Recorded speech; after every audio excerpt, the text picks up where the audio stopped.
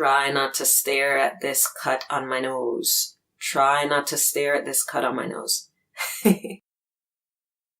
Welcome to video 2. So this is in response to a homeschooling parent who asked for some input in her process. She says, I'm going to read it.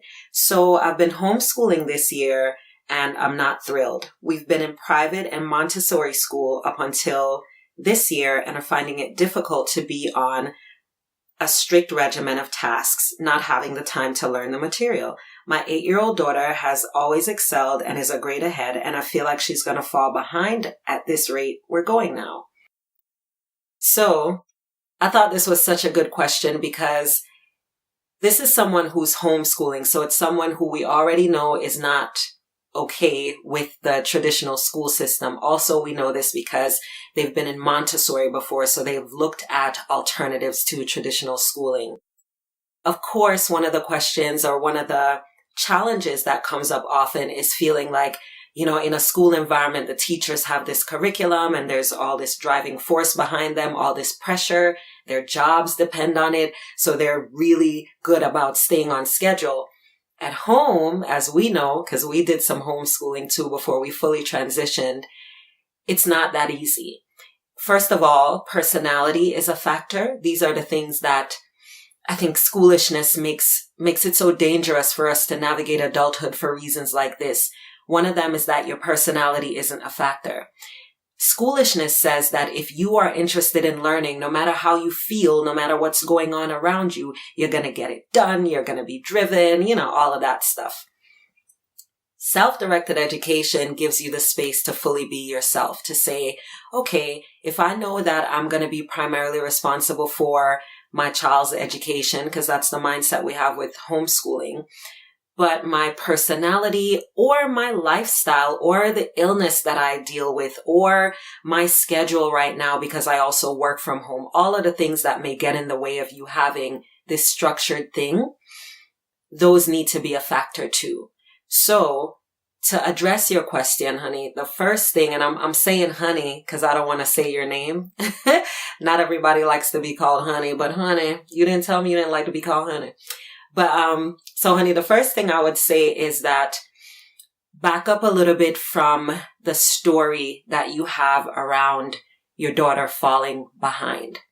And the way that you do that is to give yourself some new stories. One of the best ways that we can support learning as opposed to pushing traditional education, which isn't always the same as learning, is to give ourselves new stories. So here is a dope spot to get your new story on.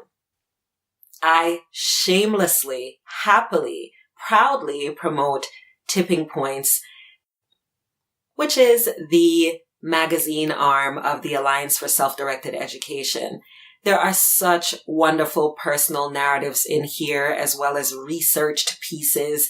You just get so many opportunities to get a new story.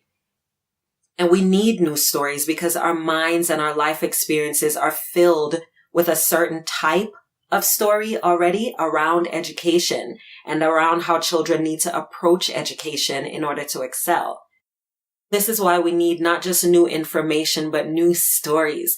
And 2 places that I recommend for you to get those stories are Tipping Points over at the Alliance for Self-Directed Education and any podcast around self-directed education.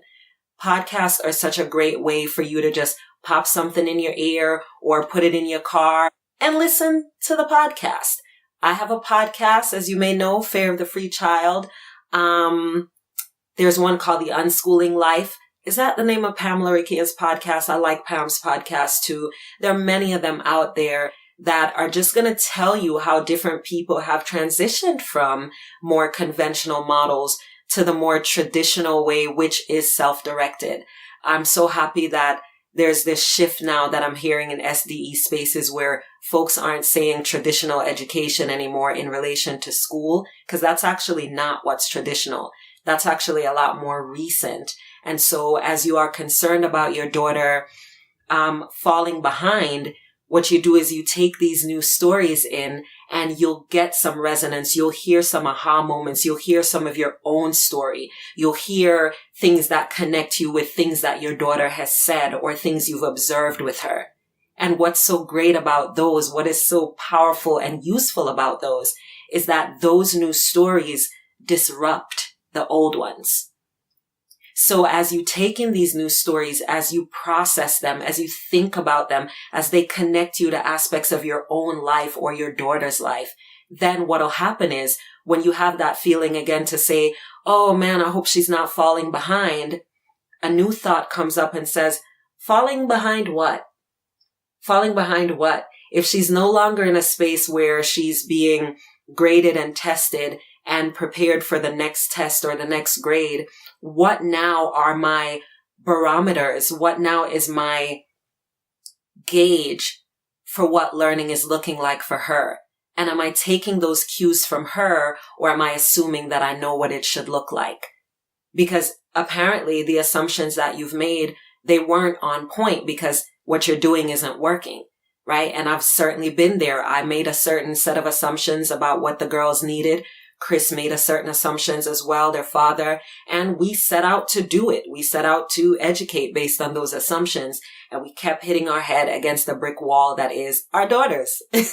And so eventually we had to back away from those old stories to get some new ones. And we got those through direct experiences with them, deschooling, backing away from anything educational so that we can start to see how learning happens.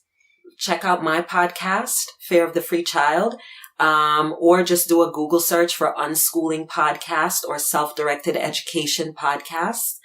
And I recommend that you look at these stories, these personal narratives and deep research pieces on tipping points, because you'll start to replace a lot of those old stories with new realities that will disrupt your thought patterns and give you and your daughter the space you need to really explore what learning might look like for you.